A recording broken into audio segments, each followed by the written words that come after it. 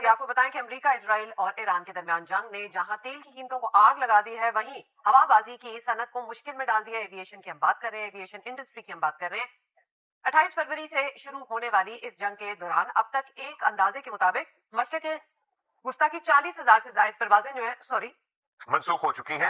आज भी पाकिस्तान से मशरक़ वस्ता के लिए 80 से ज्यादा परवाजें मनसूख हुई हैं।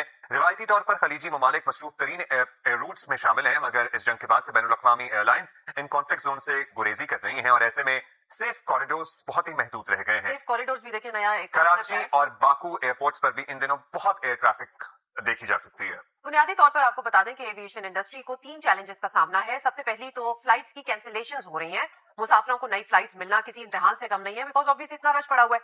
दूसरा ये कि एयरलाइंस ने नए एयर रूट्स की तलाश शुरू कर दी है, जिसका मतलब है कि नए रूट्स लेने की सूरत में एयरलाइंस को मजीद फ्यूल कैरी करना पड़ेगा और इन रूट्स पर नए रिफ्यूलिंग स्टॉप्स जो हैं वो भी बनाने पड़ेंगे, जो कि बड़ा इजाफी खर्चा है। और इसके साथ साथ जेट फ्यूल की कीमत में भी बेतहाशा इजाफा हो गया है। जंग से पहले जेट फ्यूल की आपको बता दें जो कीमत थी $85 to $90 पर बैरल, वो अब हो चुकी है $150 to $200 पर बैरल। मतलब दिस इज टू मच। इसको मद्देनजर रखा जाए तो तकरीबन तमाम ही एयरलाइंस की टिकटों की कीमतें बढ़ गई हैं। माहिरीन का मानना है कि अगर ये कॉन्फ्लिक्ट आज भी खत्म हो जाए तब भी असरात तो जल्द खत्म होंगे नहीं।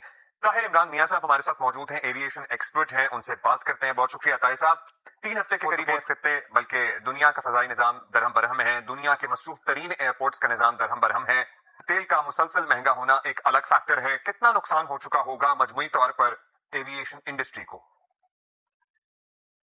देखिए, एविएशन इंडस्ट्री के नुकसान जो हैं वो सिर्फ और सिर्फ जो एयरलाइंस हैं और एविएशन उससे कनेक्टेड नहीं है, बल्कि नुकसान जो है वो बाकी इंडस्ट्रीज के ऊपर भी इम्पैक्ट करते हैं और उनकी वजह से भी इसके ऊपर इम्पैक्ट होता है, जिसमें से फॉर एग्जांपल जेट फ्यूल की फराहमी है, उसकी कीमतें हैं। उसके अलावा जो दूसरे एलिमेंट्स हैं जो सेहत से मुतल्लिक हैं या दूसरे जो क्या कहते हैं डोमेस्टिक ट्रेवल के और इंटरनेशनल ट्रेवल के कनेक्टेड चीजें हैं। सो ओवरऑल मैंने कुछ अर्सा पहले जो एस्टिमेट देखा था, जो मेरे नजदीक काफी रिलायबल एस्टिमेट है, वो तकरीबन $100 अरब का है जो 10 दिनों के ऊपर है। तो अब चूंकि 10 दिन से ज्यादा इस कॉन्फ्लिक्ट को हो चुके हुए हैं और इसमें जो नुकसान हैं वो मजीद बढ़ चुके हुए हैं, तो ये बहुत ज्यादा अब आगे बात जा रही है। 100 अरब से ज्यादा की बात हो रही है। अरे अभी तो ये प्रेजेंट की आप बात करें, अब हालात अगर सेटल हो जाएं, उसके बाद तेल की कीमतें नीचे आए, मुसाफिरों की तादाद जो है बहाल हो, उस सब पर सवालिया निशान तो फिलहाल है कि ये होगा कब। क्या छोटी बड़ी एयरलाइंस को मुकम्मल रिकवरी में कुछ महीने लग सकते हैं या कुछ साल लग सकते हैं? देखिए, छोटी एयरलाइंस के सर्वाइवल के लिए तो बहुत मुश्किल होगा, यानी कि छोटी एयरलाइंस को सर्वाइव करने के लिए फंड्स की जरूरत होगी, क्योंकि जाहिर बात है एयरलाइन जो है वो एक कैश फ्लो का बिजनेस है, इसमें कैश जो है वो मूव करता रहे तो एयरलाइन सर्वाइव करती है। उसमें आपके पास बहुत बड़े क्या कहते हैं ना डीप पॉकेट्स नहीं होती।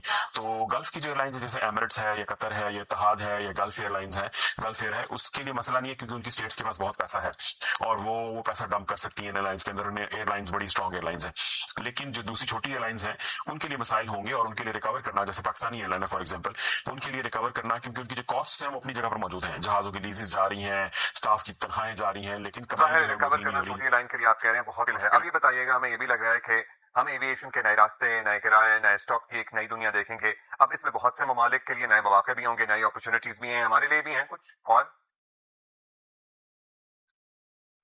देखिए, मवाकी की बात जो है वो तो मसलन पाकिस्तान के लिए बहुत गोल्डन अपॉर्चुनिटी थी, पाकिस्तान की सिर्फ पीआईए के लिए, बाकी एयरलाइंस के लिए भी, कि वो इस मौके से फायदा उठाएं। अभी भी वक्त नहीं गुजरा और ऐसे रूट्स जिन पर वो पहले नहीं प्रवास कर सकते थे, जिन पे गल्फ की एयरलाइंस प्रवास नहीं कर पा रही, उनको फैसिलिटेट करना शुरू करें। जहां तक किरायों का ताल्लुक है, किरायों में इजाफा जो हो रहा है अभी, ये कुछ अर्सा बरकरार रहेगा क्योंकि एयरलाइंस अपने लॉसेस रिकवर करने की कोशिश करेंगी।